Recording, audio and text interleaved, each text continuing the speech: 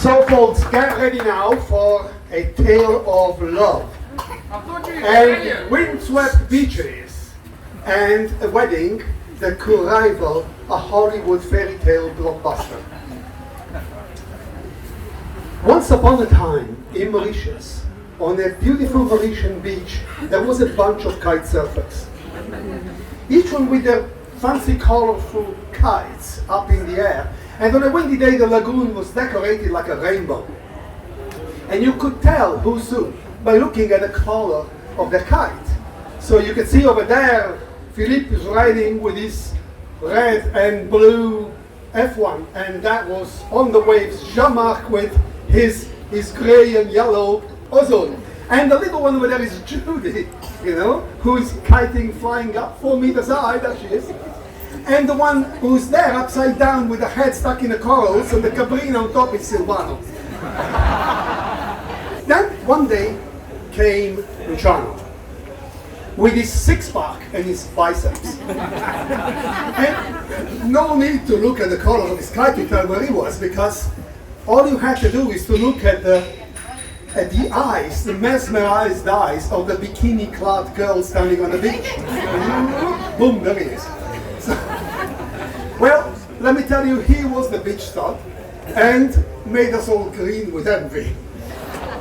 And he made us even greener that time, one day, that he showed up with this girl, so stunning that she could outshine the sun itself.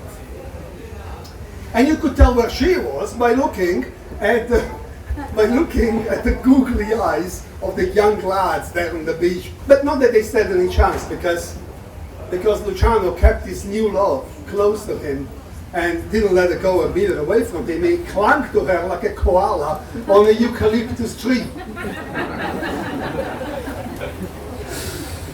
And so the years went by, and their love grew bigger and stronger, and blossomed like seaweeds in a monsoon season. Until one day they decided to tie the knot. And so they set a date for the wedding, made all the preparations. And let me tell you about that wedding, because fate wanted it that nobody here could witness it except Catherine and me. But let me tell you, first of all, what happened right away on that date they chose, because that day was the day that the gods had chosen to unleash an apocalypse on the island. The day that the sky opened and threw buckets of water on Mauritius. The 28th of April 2021. Water bombs, floods, animals lining 2 by 2 like it was Noah's Ark 2.0. So the government decided to declare a national disaster, and they called a curfew. And that means, of course, what? It means everything closed, no driving, no weddings.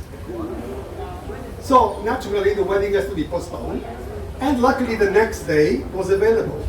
Lo and behold, we woke up the next day and it was beautiful sun. It was a wonderful day, hallelujah. So our lovebirds made their way driving triumphantly to the town hall, barefoot in their Snoopy t-shirts.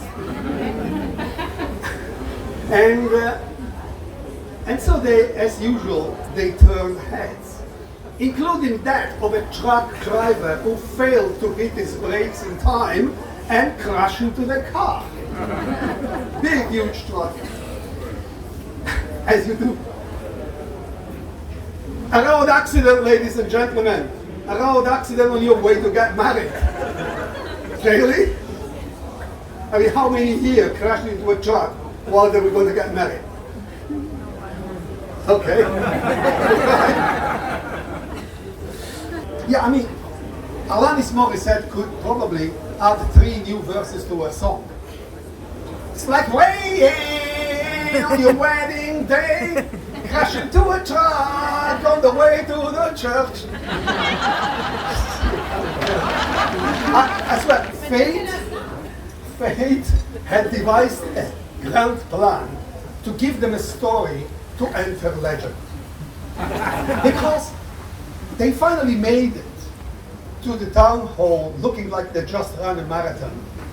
And there, they were acclaimed loudly by the cheers of the crowd, Catherine and me. Because, like I said before, the next scourge was COVID-19. The gatherings were limited to 5 people. 5 means the groom, the bride, the wedding officer, and the witnesses, Catherine and me.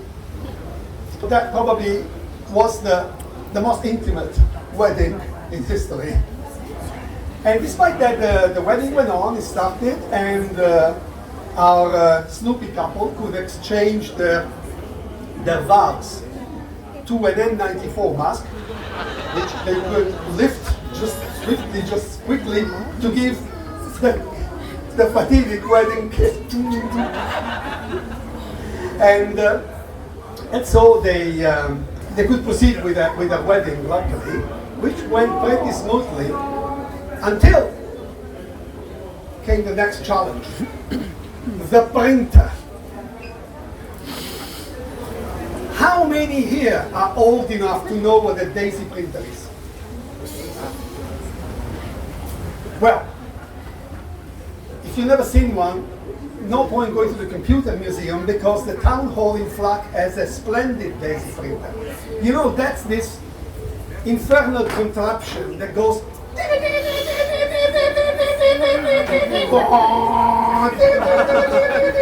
and takes about an hour to print 1 page.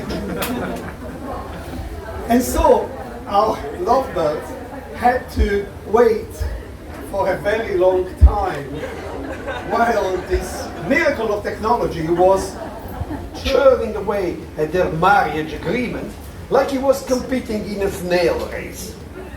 And finally, we were all looking at each other for a very long time, and 20 centuries later, there it was, baked, ready and printed, ready to be signed, the marriage agreement.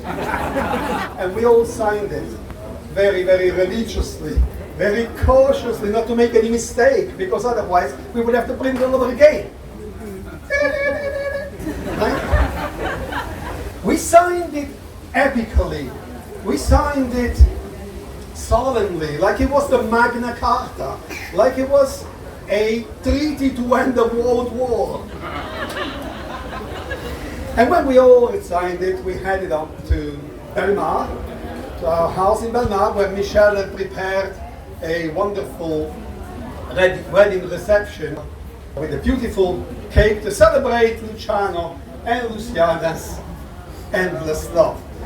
Because, ladies and gentlemen, endless love can conquer all. And by Jupiter, it did conquer the great flood, the car crash, the printer saga, and the lockdown, and whatever else fate had decided to throw on our wedding heroes.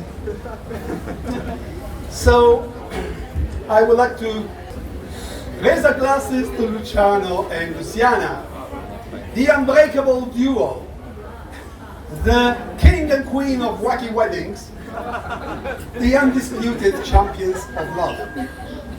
Cheers to them! Cheers.